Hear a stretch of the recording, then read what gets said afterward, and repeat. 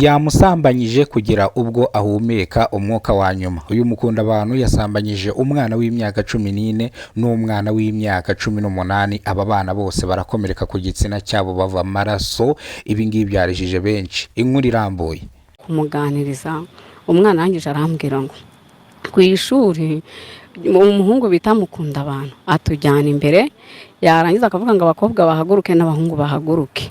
Abahungu noneho rero abakobwa bagera imbere nkababwira ngo bakure mu makariso, abana bagakuramo amakariso, maze tukabwira abahungu ngo mugende ngo mukore akazi, ngo bakabagarika, bamara kubagarika barangiza bakabasambanya. Bamara kubasambanya kababwira ngo ni mubivuga ngo nzabata muri wese. Birababaje kandi biteye agahinda. Mu karere ka Bugesera mu murenge wa Mbyo, mukunda abantu w'imyaka 30 y'amavuko yasambanyije umwana w'imyaka 14 n'undi mwana w'imyaka 18. Uyu mukunda abantu yari delegiteri w'ikigo kitahise kimenyekana cyangwa batashatse ko dutangaza amazina yacyo.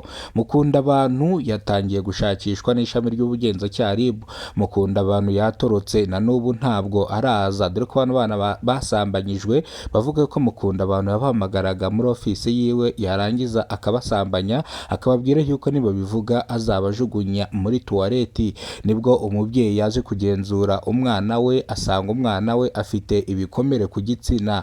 Nibwo kubaza kano kana k'imyaka 14 kabura icyo kavuga, karya indimi, kanga kuvuga, nyina aragatoteza. Nibwo kaje kuvuga yuko ari mukunda abantu ubasambanya buri gihe uko bagiye ku ishuri, dore ko uyu mukunda abantu acyumva bino yahise acika kugeza izisamaginga aya ngaya.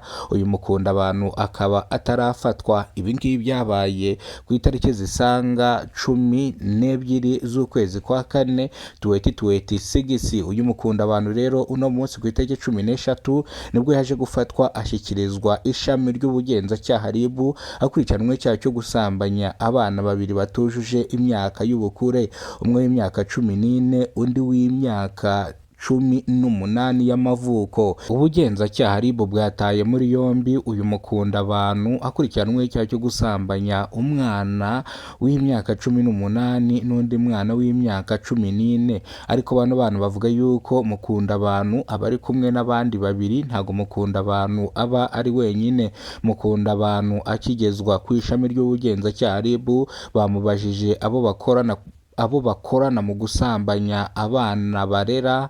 Mukunda abantu avuga yuko ibyo ngibyo atabizi, ndetse gusambanya bano bana we ntabyo azi, dore ko ngo bano bana babeshya. Abana bahamya yuko mukunda abantu ari we ubasambanya, dore ko mukunda abantu byatangiye yihakana icyaha, bikaza kurangira icyaha kimuhamye cyangwa acyemeye akanasaba imbabazi. Rero icyaha yakoze gihanishwa igifungo cy'imyaka 35 ushaka kwiyongera ikagera ku gifungo cya burundu.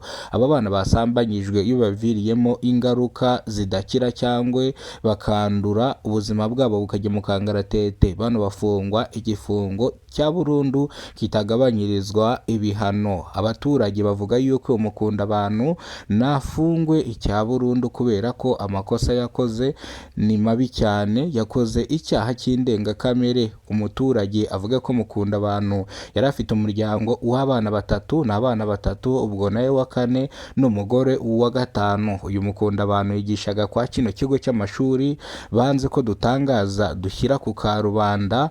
Rero uyu mukunda abantu yari delegiteri wa kino kigo, bivuze ngo yicaga akanakiza. Nuko nguko byagenze mu karere ka Bugesera mu murenge wa Mayange mu kagari ka Mbyo. Ni ibi ngibi n'aya makuru y'incamugongo atugezeho none aha ngaha. Nimba aribwo bwa mbere ugeze kubona umuyoboro wa Kidasamura TV Rwanda, ibuka gukora subscribe, ufungura inzogera uzajye umenya byinshi dukora umunsi ku munsi. Imana ibarinde, ibahereze umugisha, ubuzima buzira umuze n'amafaranga. Byose ndabibifurije hano ku muyoboro wa Kidasamura TV Rwanda.